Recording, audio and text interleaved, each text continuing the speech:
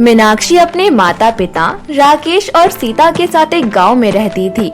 उसके माता पिता एक छोटे से किसान थे जो दूसरों की जमीन पर खेती करके अपना जीवन बिता रहे थे।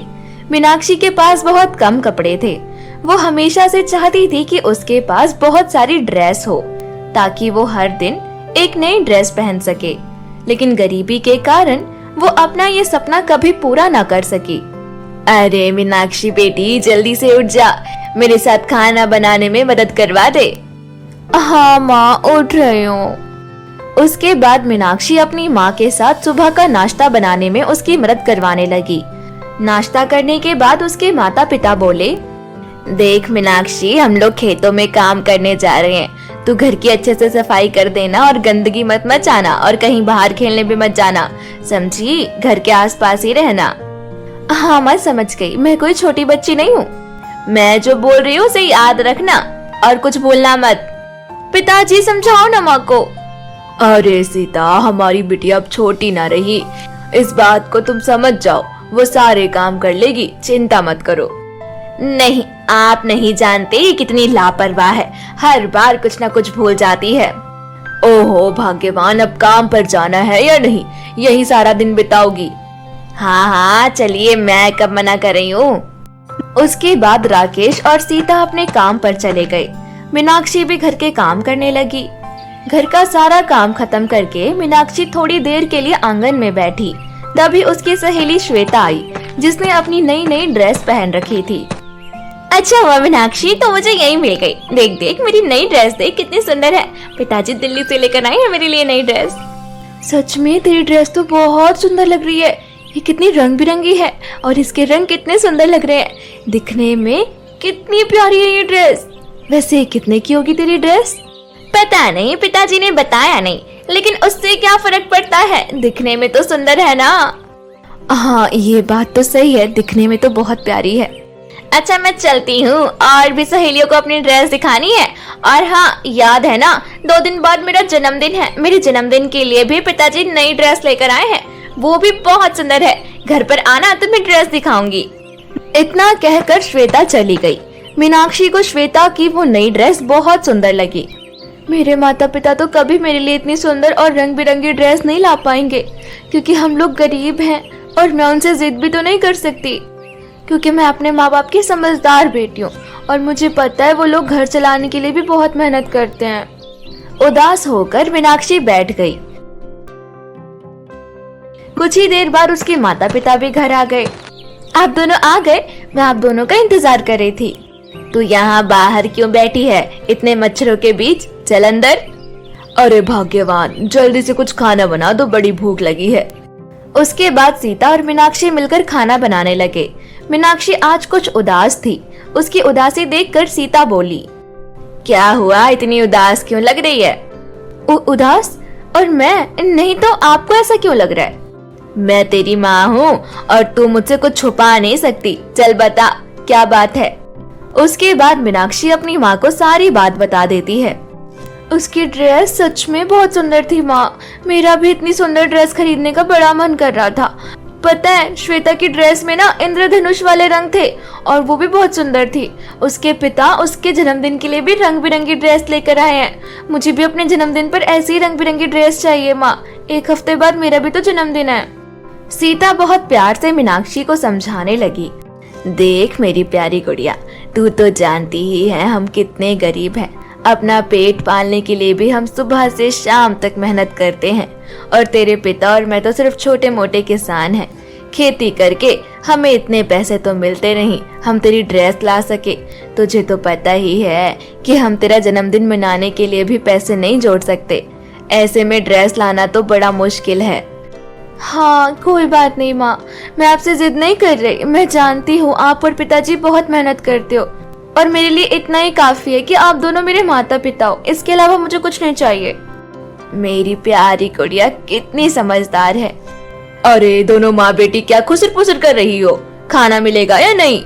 देखा, बातों के चक्कर में तुम भूल ही गए। तेरे पिता को भूख लगी है। ला रही हो, सब्र रखिए।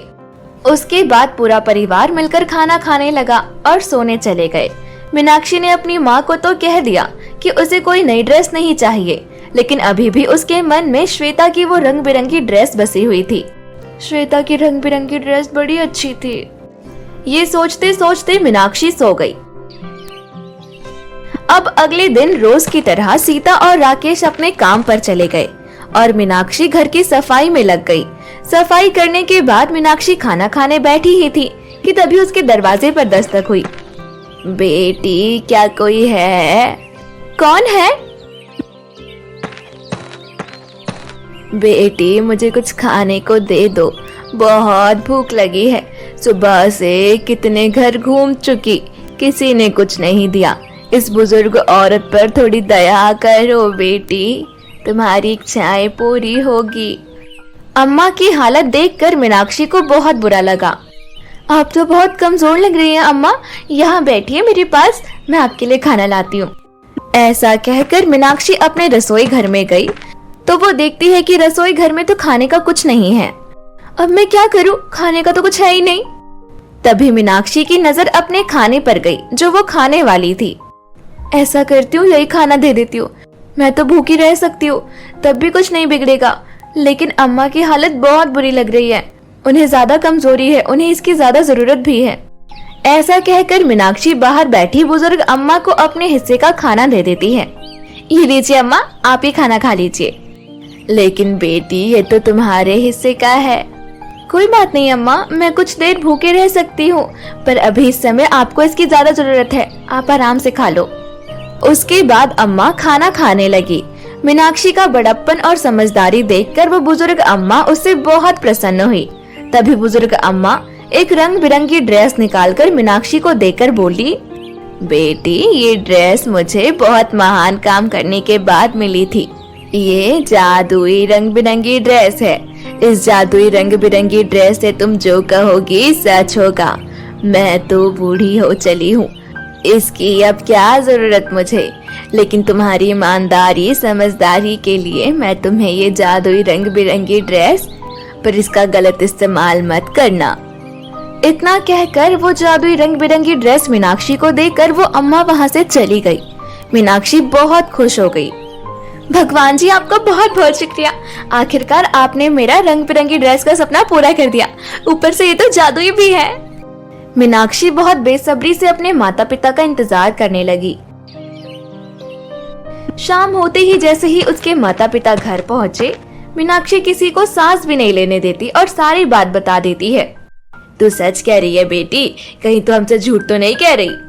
भगवान, ये तुम कैसी बातें कर रही हो, हमारी बेटी हमसे झूठ क्यों बोलेगी? ये तो आप सही कह रहे हैं, अगर तुझे ये जादुई रंग बिरंगी ड्रेस अम्मा ने खुद अपने हाथों से दी है तो ये तो बहुत अच्छी बात है, तो इसका गलत इस्तेमाल मत होने देना बेटी। हाँ माँ, मैं इस जादुई रंग बिरंगी ड्रेस का गलत इस्तेमाल नहीं होने दूंगी। इससे तो हम अमीर हो सकते हैं और एक अच्छा जीवन बिता सकते हैं। मैं इस जादुई रंग बिरंगी ड्रेस से कहकर बहुत सारी रंग बिरंगी ड्रेस मंगवा लेती हूँ, जिसे हम बाजार में बेच पाएंगे।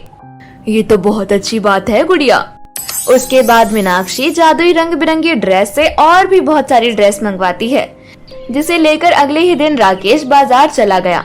वो रंग बिरंगी ड्रेस दिखने में इतनी सुंदर थी कि सभी लोग उसे खरीदे बिना रह ना पाए, और राकेश ने उन्हें बहुत सस्ते दाम पर भी बेचा, जिसकी वजह से उसे बहुत मुनाफा हुआ। ये तो बहुत अच्छी बात है बेटी, देखा एक ही दिन में हमने इतने पैसे कमा लिए। ये तो खुशी की बात है जी। माँ, इसका मतलब अब मेरा जन्मदिन अच्छे से मन सकता है ना?